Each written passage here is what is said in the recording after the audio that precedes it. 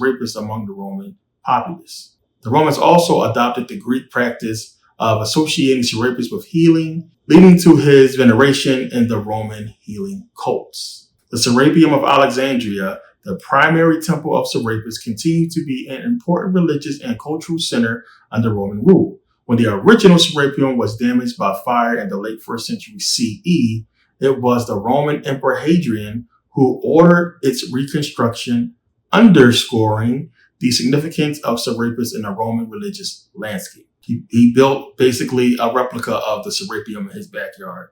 It's still there to this day. However, the cult of Serapis also faced challenges during this period. The rise of Christianity in the 4th century CE led to increasing tensions between pagans and Christians. 4th century. What? This culminated in the destruction of the Serapeum of Alexandria in 391 CE by a mob of Christian zealots, marking the end of the temple and a significant blow to the cult of Serapis. Why is Serapis existing in the 4th century CE in Rome, let alone Egypt? Why is the cult of Serapis existing for so long to where a Roman emperor has to intervene in it? Because they kept it going. That's what I've been telling you. They kept the Greco-Roman Empire going. Why would they do that? Why would they do that if not to follow what the Greeks was doing? That's exactly what I just read to you. They understood the importance of basically religion and people following this stuff, right? So everybody in the ancient world doing the same thing but the Christians. So see how it all fits in. There's no Christianity before the 2nd century. They want you to believe that. We don't have no manuscripts. We don't have no proof at all. We have people saying something. All of a sudden, after this whole war happens, we start getting manuscripts. We start getting these stories. Right around the same time, we have the cult of Serapis still going on. So obviously, this is what happened. Once they wiped out basically all the Jews, a lot of them fled. They left. And you had them bringing in their people. And I talked about this before. We've seen migrations of the Europeans coming into Northern Africa and other parts of Europe for a long time. You see it a lot. I showed you guys the ships. It's just what's been happening. So now you're basically taking the place. So if you want to understand what happened, so if the Jews were black, what happened that they became, white and Arab or European and Arab? This is what happened, right? When was it when the Jews returned to Israel? It was like the 1930s, 40s, right? When they just started coming back to Israel because it was some bullshit. Now you had the Palestinians ruling, as we talked about, and them there, but then you have these people who are supposedly returning that's been scattered. That's now basically the conversion of what was the original Jews, which was the black Jews. This is why Hebrews will tell you, well, wait a minute, you go to Africa, there's a bunch of African tribes, the Igbo, and these people claiming to have been Jews or from the biblical Jews or, from, the line of the Jews. And it's true, but these people were scattered. And then now they're looking at the story and saying, okay, that's the scattering that they're talking about. Now understanding, one is long past, hundreds of years ago. So the story is a little different because we don't get the Masoretic text until the 11th century, right? So it's a whole bunch of years, centuries later, after this whole thing that happened with Shimon, Kosovo. So the story's changed, it's different. They believe that they are scattered because of what happened with the biblical thing, but it's because of what happened with this war that is documented. So now you have this creation of Christianity and these people being indoctrinated into Christianity that's in this zone. How was it for so long you have all these Jews accepting the Greek doctrine and worshiping under the Greek text for a long time? Then it's just gone. It's gone. Then we have the rise of Christianity because they basically converted the worship of Serapis into Christianity. If you didn't get that, that's what happened. Now we got to get rid of Serapis because we're going to transform this motherfucker into Jesus Christ. We're going to transform it. So now during this period, all of the paintings are being wiped out. The people are being wiped out. Everything is happening. But these people kept coming back. There's a lot more history to get into that we don't got time for. But the people kept coming back. A lot of stuff kept popping up because you would imagine if people were still worshiping and having these ceremonies and they didn't want this stuff to be around. So the cult of Serapis was systematically wiped out. And remember, like I showed you guys the statues, I showed you guys what was happening in Egypt. We have proof. There's no statues of Jesus. There's no writings of Jesus. We have writings about Serapis. We have people who attest throughout history, throughout that time frame, about Serapis Christos and him existing. When you go do your research and look into everything that is Serapis, you'll see how much it pertains to Jesus Christ. It's just ridiculous, bro. Like, it's like, I can't believe that people are not taking the time to really look into this. Now, to Bible-believing Christians, it's going to sound far-fetched. Some people probably laughing, but they should be laughing at themselves for being grown-ass men and women believing in talking snakes and donkeys. That is way more far-fetched than what I just gave you in this video, which we have actual proof to back up, right? Things that we can see right now that's real. You're not seeing no flying fire chariots. You're not seeing no ark. You know, none of this stuff exists. Nobody talked about this man. Nobody. Where we have people who we know exist was talked about. That was written about. There's statues. There are things that we can look at and prove that this person was real. We can't do that with Christianity at all. It's just nothing there. So they want to keep you wrapped up in the manuscripts, the so-called history, and the papacy did this. You know, the Council of Nicaea, the edict of this. And the Rome and the papacy coming in, doing everything that they did to turn this thing into what they turned it into.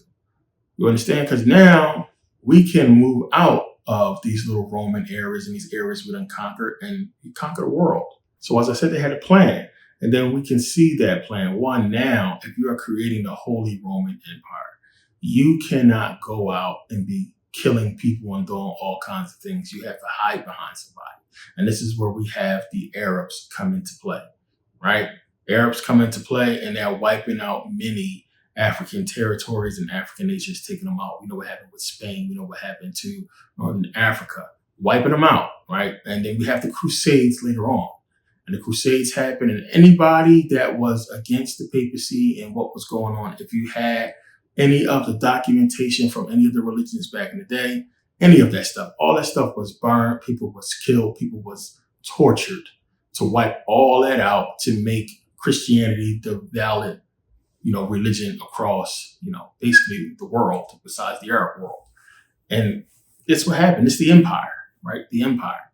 Empire strikes back. The empire came into play, and then that was game. Once the papacy took place, that was it. So you got to ask yourself, why the 4th century? So supposedly we had Christianity for hundreds of years, and we had these churches being built, Christian churches. We had these people going around preaching this gospel for hundreds of years, yet none of the followers wrote anything. None of the followers left anything behind that would just at least give us a hint that they were Christians, or, what was the preacher speaking from? Where's those manuscripts? There's nothing. We don't have anything. So just all of a sudden, poof, 2nd century, now we start getting these things.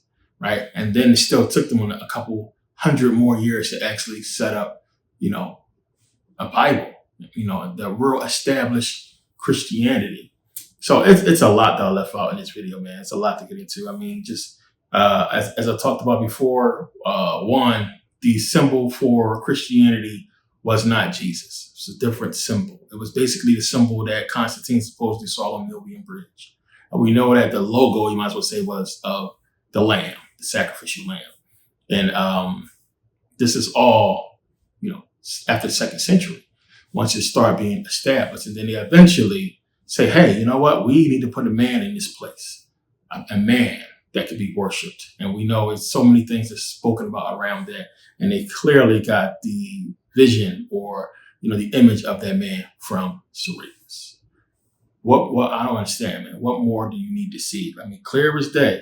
This right here existed long before Jesus, yet it looks like Jesus. And we see all the statues. I mean, what more do you need to see? So I don't know. It is what it is. Like I said, Christians still going to believe whatever they want to believe. But for the people that was on the fence, for the Christians that I talked to, that, wanted some more clarity, here it is.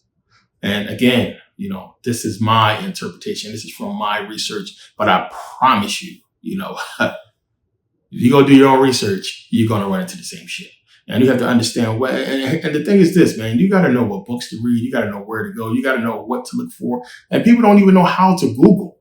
Because if you ask Google certain questions, they will give you the wrong answer multiple times. And it's confusing sometimes. So it's one of the reasons why I've been throwing Google stuff up there, because I know a lot of people Google stuff because they send it to me when they're trying to debate me online through emails. They send it to me and I'll be like, this is wrong. Google doesn't say this. And then I'll, type it in a different way and they'll say the opposite. All to confuse you. It's all the mess with you. You have to understand. And it's not a contradiction because the one that you put in that's correct is going to be backed up with that information. So in other words, if you ask the wrong question, it's going to give you the answer they want to give you. But if you put in enough information, then it'll give you the right answer. And it's just how it works. It is the same. It's the same way with Wikipedia. But you have to know how to use it. And a lot of people do not. And it's not something that you should be Googling for a wide range of information, but just to look for books about certain things pertaining to that topic. And then a lot of times, you can fucking get the PDF or you can read a little excerpt or some of the book online for free without purchasing the book. So that helps a lot of people as well. But you guys got to look at this. You got to know how to do the research. And it's a lot more to this that we're going to get back into real quick. But just step back and look at the whole picture and see this is where your Christianity comes from. Everything I just talked to you about the biblical manuscripts, this is the history of it. This is what you want to accept. We get, it's a bunch of bullshit. Again, before the 2nd century, you got to have faith. And then soon as, after the 2nd century, you still got to have faith because there's really nothing. Now you got to believe in, hey, these manuscripts was copied from something, but from what? We don't have the originals. And ask yourself, why would God, everything God does in the Bible, he's not going to preserve the original books. Why wait so long to even give it to us in the first place? If you see that for hundreds of years, this worship of Serapis, right? And you know that you're God and what you're going to do with Jesus and how they're going to use Serapis, as the image of Jesus, and you don't stop none of that? Huh? You don't stop what happens to the Jews in Judea, which is like, south of Galilee where Jesus was supposedly born? It don't make sense. Like common sense, look at everything. Put the pieces together. I gave it to you right here. So it's up to you guys to accept it or not. So now you got to use your brain to really think critically about all this stuff because the dates don't add up. Common sense wise, stuff don't add up. The fact that we don't have any writings about Jesus during the time that he was around, but we supposedly have all these manuscript copies and people writing manuscripts and Paul's, the letters, and everything else that's been going on relatively close to Jesus's death, and none of it exists. We don't have anything. We don't get anything until the 2nd century CE. We don't even get the names of the Gospels until the 2nd century CE, right? Matthew, Mark, Luke, John don't exist until then, according to, real scholars and people who look into this whole thing. But even still, we don't have proof because when you go back and look at the older manuscripts, their names are not on them. And we don't have any ones prior to that, right? We don't have any 1st century manuscripts. We don't have them. So you have to look at the proof and what makes the most sense. What looks like it could have been, because clearly it's not what they're telling us. It's not, it can't be. There's nothing to back it up. And then you still have to believe in all the spookism, crazy shit that's in the book. Because even if, and this is what I said before, even if you want to accept the manuscripts, if you want to accept the Bible and everything in it, it requires faith because there's no proof in any of that shit ever happening. So I know a lot of people, they like Wes. They like Wes because he's talking about the manuscripts and they think that it somehow gives validity to the Bible. It does not. It ends there with the manuscripts existing. Anybody can go online and you can print out a copy of any freaking papyrus that you want. P1 all the way up to 1,000,000. Whatever one you want, you can print it out and have it. You can translate it. You can look at it and read it. Not one of them proves the stories. And in many cases, you don't have the entire stories. And when you learn to read the languages, you will read, one, it is not the same as this. It's not the same as your King James Bible. It's different. And I've shown you guys this. I've read it to you in Greek. It's not the same as the King James Bible. It's not the same. So even the King James Version is not the same of, the later versions. This is pre-1950s. I always tell you guys, if you find the Bible that's, in the 1940s, you want that one. I believe this was like 1946 or something like that. You want an old Bible because it's still different, right? And I talked about the Masonic Bible, how it's different and how you have to read this. We got into this in the society, what you need to know about this book and why it exists. The fact that this book exists, you should question everything. The fact that this exists and it's a Bible. Why is it a Bible? Huh? These people are supposed to be the most evil people on the planet. Why do they have a Bible, right? You need to think about that because the best place to hide something is in plain sight. And they hid it in here. They hid it in here. The stories can't be proven. They're not true. You need to understand, oh yeah, no, I'm not a Mason. I have a Masonic Bible. I have Masonic friends. But I never was, never will be a Mason. So, don't start that. But you have to look at everything. The biggest thing to look at is the history itself. I'm not going to get into the biblical stories and, what's being said in there about what. If you want to accept that as real history, go ahead. It's not proven history, which is why it requires faith. I broke down how all this stuff has to pass empirical research, right, to be proven. Nothing biblical has. The manuscripts has not. The stuff has not passed empirical research, and it won't because it's bullshit. It's bullshit. It's not bullshit. Again, if you know me, you know what I teach. I teach the Bible is the greatest book ever written. It's one of the greatest books ever written. You must read it and understand because in it is the path. It's the key. It's telling you everything that you need to know that's going to lead you to where you got to go. Jesus never existed. Jesus is you. Jesus tells you this in the book. So it's a lot to all this that you have to understand. But when it comes to the history, the proven history of the biblical manuscripts, what I just gave you guys is the facts, plain and simple. So real quick, let me elaborate on the parts that, because you got to give the Hebrew Israelites a little bit of credit because at least they got it to you guys, this understanding of these Hebrews being black, right? And then we have the stories. So just like as I was basically alluding to how the Romans are basically telling you, what happened to them as far as the Christians being persecuted is basically what they was doing to the Jews, after this whole revolt. It's the same thing. So we look at the Old Testament and we look at first of all, one, Moses comes down, right? 10 Commandments. Thou shalt not have any other gods before me, right? Thou shalt not kill, steal, or what have you. We get the 10 Commandments. God immediately commands the Hebrews, the Israelites, to break those commandments. He commands them to break them. You gave them the 10 Commandments, then you commanded them to break the commandments, right? How did he do that? He told them to go kill and go steal. Go kill the Jebusites, the Hivites, the Girgashites, the Perizzites, all these guys, the Hittites, Canaanites. Go and kill them. Leave nothing alive. And they killed them and they split up their stuff.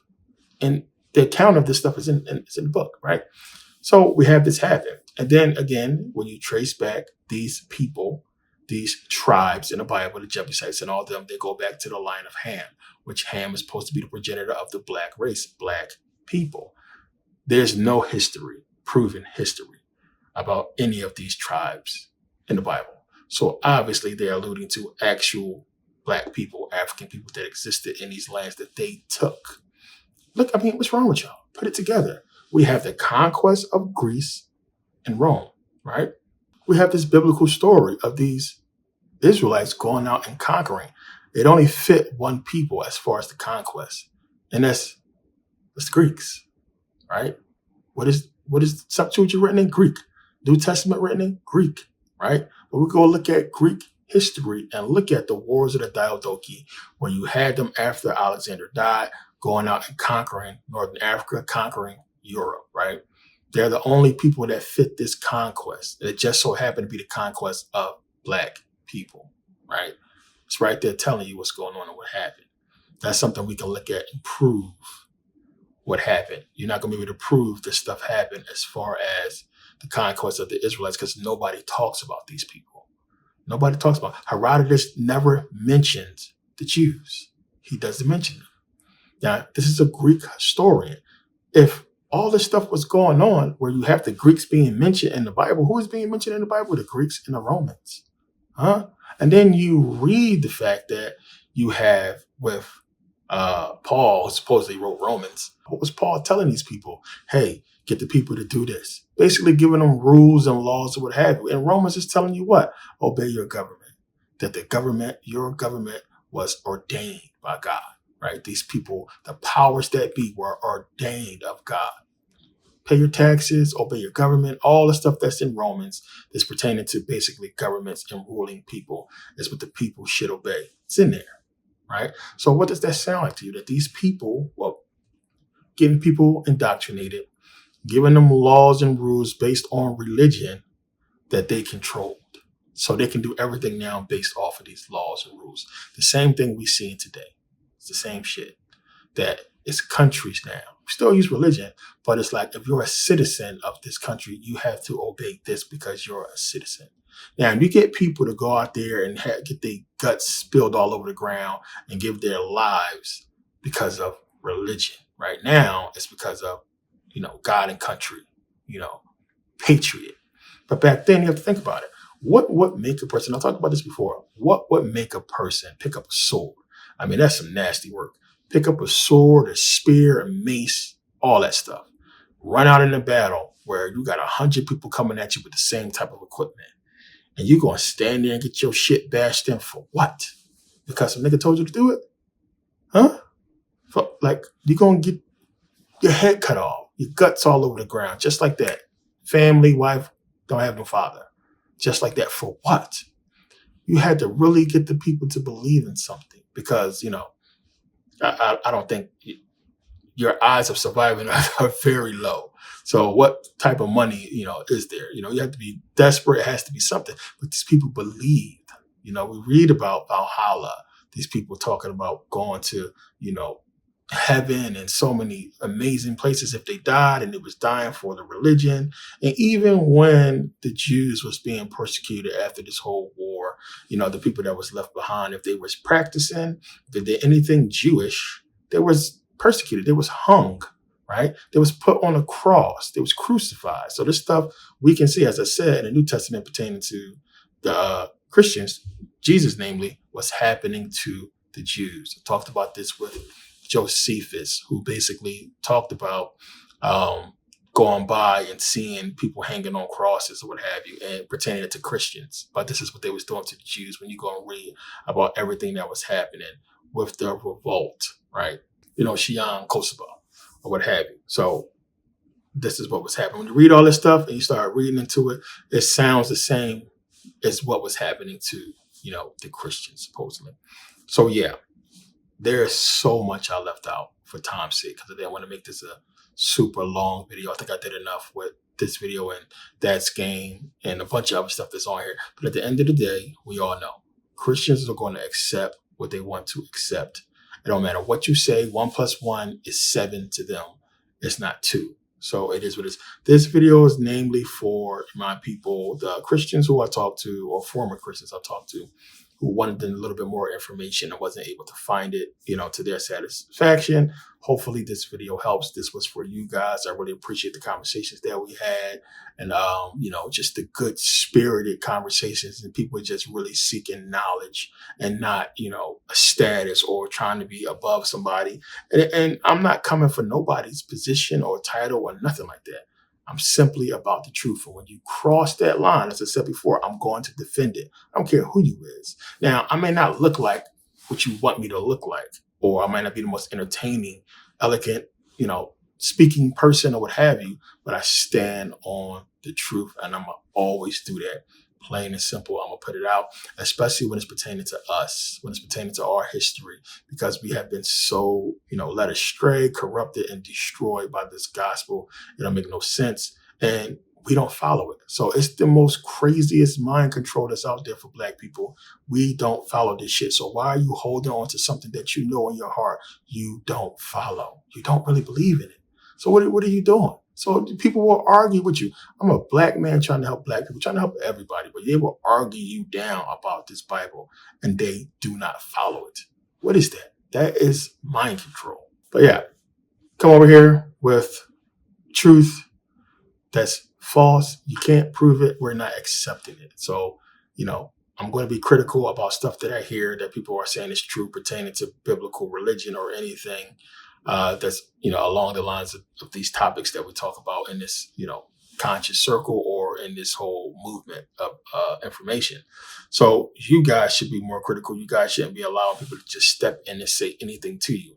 This dude literally came on there, and you got a lot of people that's just brain whitewashed looking at this guy and just believing everything that comes out when the dude have said some outrageous stuff, just like Billy Carson. Same type of outrageous stuff. And the Bible itself is outrageous. If you believe in 500-year-old man spending 100 years building an ark, two of all these animals on there, all the spookism, flying fiery chariots, talking snakes and donkeys, powers of Elijah, all that stuff. And to discredit or try to talk down about another religion or doctrine to bring validity or try to get some validity to Christianity is absolutely retarded, because it's in the same boat. It's in the same boat of any doctrine that you think is crazy and ludicrous. Christianity is in the same boat. And if you don't know the history and continue to study the history and follow the history, you're going to be stuck in it. You're not going to know what's going on or what happened. But you guys need to understand true history and what has been going on over the years. But yeah, before I lose my voice, I'm in this video off. Thanks for taking the time to watch. Merkabah Scholar Society members, by the way, links are in the description for anybody that's still trying to join. Make sure you guys check your calendars tomorrow. So the calendars will be up there. So we got a lot of stuff coming up. So you guys will see the new calendars. A lot of stuff coming up. You'll see on the calendar how everything falls out, basically our schedule. So you guys will see that. But website is up. New stuff being added. A lot going on. I wanted to get this video out. Moving around, doing some things. Got to take care of some business. But we're going to get it back in gear real soon. I appreciate you guys' patience. Merkabah Academy is going to be open soon to the public. So you guys will see how it goes. We'll get into all that when the time comes. But it's a lot going on. And Never Pay Again members, you guys will still get the new videos that come out as far as for, digital DVDs, any new stuff that comes out. We still got the Bible series still. You guys are still going to get that. We still have a lot of videos and series to finish off. All that stuff is going to come out. A lot going on this year. So just stay tuned. And I appreciate everybody's patience on everything. And yeah, any new information, I'll be on it. We got a lot to look forward to. Keep buying XRP. Stay on your crypto. We'll get into all that. But yeah, thanks for taking the time to watch. Peace.